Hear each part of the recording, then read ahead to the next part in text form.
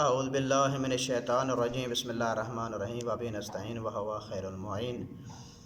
آج کی جو ہماری گفتگو ہے وہ ہے زکوٰۃ فطرہ کے بارے میں۔ زکوٰۃ فطرہ ہر انسان پہ واجب ہے، چاہے وہ بوڑھا ہے، چاہے وہ جوان ہے، چاہے وہ بچہ ہے، چاہے وہ اس نے روزے رکھے ہیں، چاہے اس نے روزے نہیں رکھے، زکوٰۃ فطرہ ہر شخص پہ واجب ہے۔ زکوٰۃ فطرہ 3 کلو کے حساب سے ہوگا۔ جس شہر میں جو چیز زیادہ استعمال کی جاتی ہو، کھائی جاتی ہو، اس کی قیمت بھی دے سکتا ہے اور عین بھی وہی چیز دے سکتا ہے۔ گندم ہے، آٹا ہے، 3 کلو کے حساب سے اس کی قیمت بھی دے سکتا ہے، عین بھی دے سکتا ہے۔ سوال یہ پیدا ہوتا ہے کہ اگر یہ فطرانہ جو ہے نا جس شہر میں وہ نکال رہا ہے، آیا اس شہر سے باہر بھی فطرانہ لے کے جا سکتا ہے یا نہیں لے کے جا سکتا؟ من باب المثال ڈیرہ غازی خان میں انسان رہتا ہے، وہ چاہتا ہے میں فطرانہ تونسا شریف میں جا کر کسی مستحق کو دوں، اور اب ڈی جی خان میں مستحق بھی موجود ہیں، آیا یہ کر سکتا ہے یا نہیں کر سکتا؟ احتیاط واجب کے بنا پر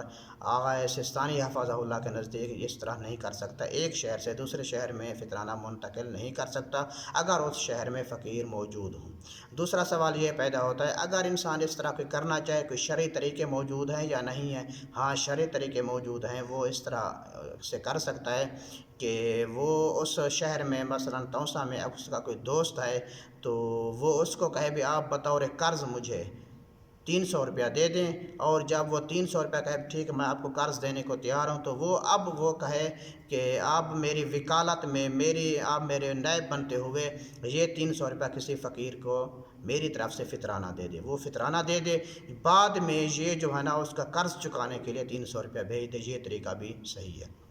یا اس طرح بھی صحیح ہے اگر تونسا میں کوئی مستحق رہتا ہے، وہ اس کا مقروض ہے، تو اب یہ اس کو کہہ سکتا ہے آپ نے جو میرا قرضہ دینا تھا وہ فطرانہ میں وضع ہو گیا، اس طریقے سے بھی وہاں بھیج۔ تیسرا راستہ یہ ہے حاکم شہر سے اجازت لے کہ میں اپنے شہر سے دوسرے شہر میں فطرانہ منتقل کرنا چاہتا ہوں، اگر وہ اجازت دے دے تب بھی صحیح ہے۔ سوال یہ پیدا ہوتا ہے اگر مثلا ڈیرہ غازی خان میں کوئی مستحق نہیں ہے تو اب وہ فطرانہ دوسرے شہر میں منتقل کرنا چاہتا ہے، ایزی پیسے کے ذریعے منتقل کر سکتا ہے یا ایک بینک اکاؤنٹ کے ذریعے منتقل کر سکتا ہے یا نہیں کر سکتا؟ تو فطرانہ ایزی پیسے کے ذریعے منتقل نہیں کر سکتا، کیونکہ جس پیسے پہ اس مستحق کا حق ہے فقیر کا، تو وہ پیسہ اگر ایزی پیسے کے ذریعے بھیجے گا تو وہ مخلوط ہو جائے گا، وہ پیسہ فقیر تک نہیں پہنچے گا، تو یہ ایزی پیسہ کے ذریعے بھی نہیں بھیج سکتا، اور اکاؤنٹ میں بھی نہیں ڈال سکتا بھی اکاؤنٹ میں وہ فطرانہ ڈالے اور ادھر سے کوئی نکال لے، کیونکہ وہ اکاؤنٹ میں پیسے مخلوط ہو جاتے ہیں، لہٰذا یہ پیسہ جس کے ساتھ فقیر کا حق کیا ہے حق ہے، وہ پیسہ وہاں تک نہیں پہنچے گا۔ ہاں، ایک طریقہ یہ ہے کر سکتا ہے انسان، تو وہ کیا کرے، فطرانہ نکالنے سے پہلے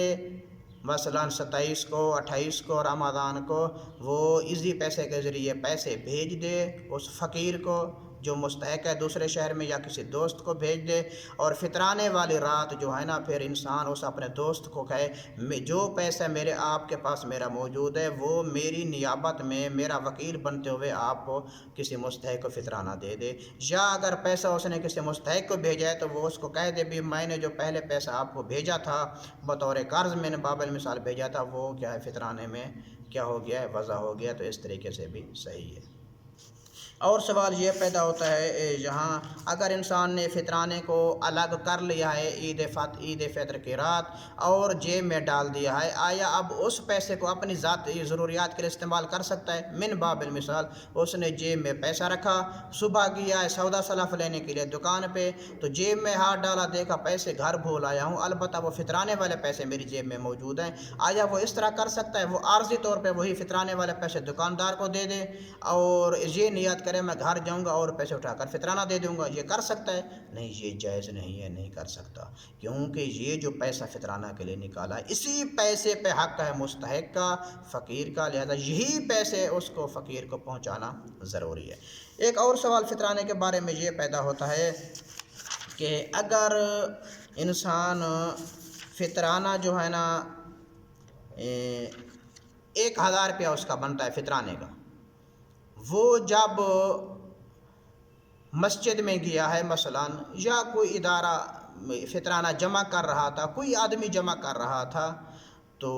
اب اس نے اس کو 1000 روپیہ دیا ہے مثلا من باب المثال، 1000 روپیہ اس کو فطرانہ دیا ہے، اس کو کبھی میرا 800 روپیہ فطرانہ بنتا ہے، 200 روپیہ مجھے واپس کریں۔ اب وہ جو فطرانہ انسان جمع کر رہا ہے مسجد میں، آیا وہ 200 روپیہ اسی جو باقی فطرانہ اس کے پاس جمع اس میں سے دے سکتا ہے؟ نہیں، اس میں سے نہیں دے سکتا، کیونکہ وہ جو پیسے اس کے پاس جمع ہے، جو جمع کر رہا ہے، وہ حق ہے مستحق کا، اور یہ اس کو بقایا اس پیسے میں سے نہیں دے سکتا۔ ایک اور سوال یہ پیدا ہوتا ہے، مثلا من باب المثال ایک شخص نے کافی 10 سال ہو گئے ہیں وہ فطرانہ نہیں نکال رہا، اب جو ہے نا وہ دین کی طرف متوجہ ہوا ہے، علماء کے ساتھ اس کی صحبت ہوئی ہے، تو اس نے کہا فطرانہ واجب ہے۔ اب وہ کیا کرے؟ جو اس نے 10 سال پہلے نہیں نکالا تھا، اب وہ اس پر فطرانہ واجب ہے یا نہیں ہے؟ تو اس کا جواب یہ ہے، جو اس نے فطرانہ نہیں نکالا تھا، اب اس پہ وہ کیا کرے گا؟ آٹا یا اس کے بدلے اس کی موجودہ قیمت قربت کی نیت سے صدقہ دے گا۔ جو اس نے نہیں نکالا تھا 10 سال فطرانہ، اب نکالنا چاہتا ہے، تو اب وہ موجودہ قیمت کو دیکھے گا۔ پہلا نقطہ یہ ہے، پہلے والی قیمت کو نہیں دیکھے گا، موجودہ قیمت کو دیکھے گا۔ اب قیمت کیا ہے؟ تو 3 کلو، ہر فطرانہ کے 3 کلو کے حساب سے 10 سالوں کا حساب کر کے وہ نکالے گا، وہ صدقہ کی نیت سے کسی کو دے دے گا۔ ایک اور سوال یہ پیدا ہوتا ہے کہ اگر ایک شخص ہے، وہ مثلا من باب المثال طالب علم ہے، مدرسے کا دینی طالب علم ہے، آیا وہ فطرانہ لے سکتا ہے یا نہیں لے سکتا؟ دینی طالب علم، تو اس کے بارے میں آغا سستانی حافظہ اللہ فرماتے ہیں کہ جو دینی طالب علم ہے وہ فطرانہ نہیں لے سکتا۔ کیوں نہیں لے سکتا؟ کیونکہ یہ فطرانہ کا حقدار ہے فقیر، اور جو دینی طالب علم ہے وہ فقیر نہیں ہے، اس کی شان کے خلاف ہے اس کو فقیر کہا جائے کہ کسی دینی طالب علم کو۔ اور دوسری بات یہ ہے، علم حاصل کرنا واجب کفایہ ہے، اگر وہ اس کے خرچات نہیں پورے ہو سکتے تو وہ علم حاصل نہ کرے،